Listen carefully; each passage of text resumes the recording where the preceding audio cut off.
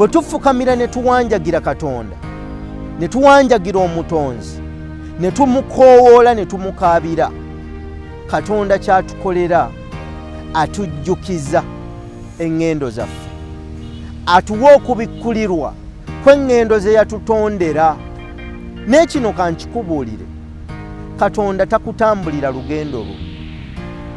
Ne bw'onoomusaba ebyamagero ebifaanana bitya, Katonda tagenda kusuula mmere mu mulembe guno. Katonda tagenda kusuula manu kuva mu ggulu. Tewali.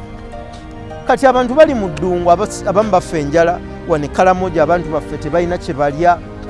Mulabye emabegaawo abantu ab'enjawulo beekuŋŋaanyiza okutwalayo emmere. Katonda tagenda kutonyesa mmere nga nkuba. Lwaki? Omulembe guno yatuwa okumanya, okutegeera n'amagezi. Yatulaga nti tusobola okukaza ensigo ne tuzimeza. Takyasobola kusuula mmere. Akabonero akategeeza nti kye twaliise ekyamagero, miracle, kwe kufuna okubikkulirwa kw'olugendo lwo. Eno generation yaffe gye tulimu, naddala eno mu baddugavu bagiyita miracle generation, gwe mulembe gw'abaana abakkiriza nti bw'anaakitoola, bw'anaakitwala, bw'anaakisitula ne bw'ataasitule musaalaba gwakyo, kigenda kujja mu bulamu bwe.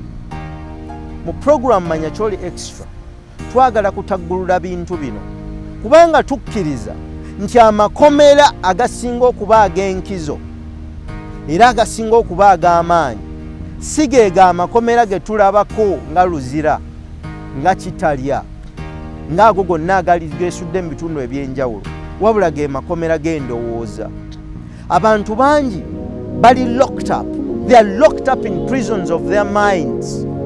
Basibiddwa mu bwongo bwabwe kubanga akkiriza atudde wano agenda kusaba essaala mpitirivu, ekyo kyayagala kyekole, kyeteeketeeke. Tulowooza era tukkiriza nti bw'obeera muntu kyennyanja, yiga buyizi nti nze nteekwa kuba mu mazzi. Kasitaba n'akusuula mu mazzi bapa, teri agenda kukugamba kuwuga. Era ebimu ku bitusumbuwa kwe kulemererwa okuzuula amaanyi g'obw'omwoyo bwaffe. Ne bw'oba olwaleero oli mu kiyumba mu Buwarabu ng'okola, okukola si kubi. Era nze bagenda ne bagamba iraba abaana baffe bangi bagenda mu biyumba. But let me tell you, pain, sacrifice bye bireetera omuntu okufuuka ow'enjawulo. Abaana abagenze mu Buwarabu ne babonaabona nga yeebaka ssaawa 6 azuukuka 10, Katonda bw'abawa ekisa n'abawa obulamu n'abakuumirayo, they will never come back here the same. Bagenda kudda nga b'amaanyi. Era nze ŋŋamba nti singa beeyongera obungi abagenda, kituufu abamu bafa, abamu babonaabonerayo. Those are the bad cases.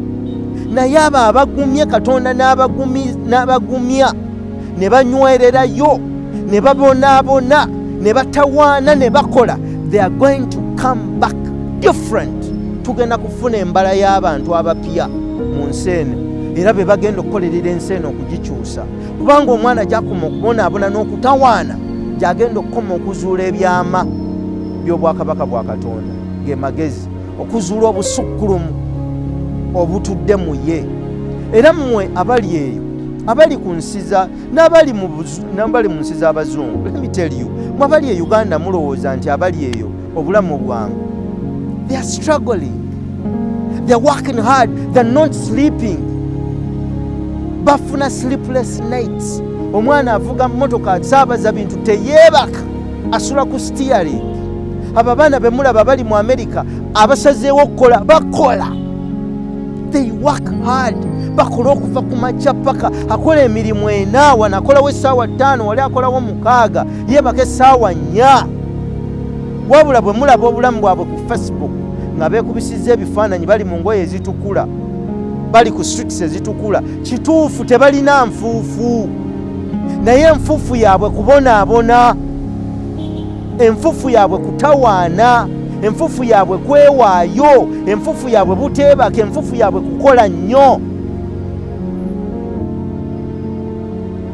okukola ennyo tekutta, era mmwe abafunye omukisa okukola ennyo mwongera okuzuula obusukkulumu obutudde mu mmwe. Omanyi bagamba nti you can never know how to fly until flying is the only option.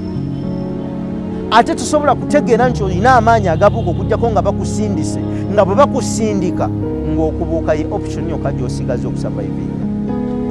So togaana kubuuka, togaana kubonaabonera, todduka kutawaana, kubanga sacrifice, pain, commitment awo ewali ekkubo erikutuusa ku kyoyagala. Ne bw'onoosaba essaala ezifaanana zitya, teriiyo ssaala egenda kukusitula ekujja e Uganda, ekukuba e Canada, ekuwa omulimu, ekuwe n'ensimbi. Buli kintu ogenda kukitawaanira, ogenda kukikolerera. Naye tosobola kukolerera bintu 10 mu nsi. Nga bwe twabagambye mu episode eyise, seek first the kingdom of God and his righteousness and everything shall be added unto you. Naye musookenga okunoonya obwakabaka bwa Katonda n'obutuukirivu bwe, ebirala byonna biribongerwako. Obwakabaka bwa Katonda bwe busukkulumu bwe, righteousness oba obutuukirivu, they are the principles governing that kingdom. Talent is given naturally, but every talent must have a skill. Ekirabo oba ekitone Katonda akigabira bwereere, naye olw'okuba ekitone kya mwoyo, it is spiritual, ate nga ffe tuli mu mibiri mu nsi eri physical, kitegeeza waliwo ze bayita divine principles ne physical principles. Divine principles ziteekwa okukwatagana ne physical principles, success esobole okubeerawo. Bw'omala okuzuula obw'omwoyo bwo nti gwe watondebwa kuyimba, fresh kid, oteekwa okuzuula skill, principles, righteousness, effugo obw'omwoyo bwo. They are the principles. You must master the skill. Every talent must have a skill. Ne bw'oba public speaker, ng'ekirabo ekyakuweebwa kwogera, you must learn the art of speaking. Every gifted public speaker is born with the science of speaking. Buli muntu azaalibwa ne science. Naye bwe tujja ku nsi, we must master the art of the science, the art that manages the science.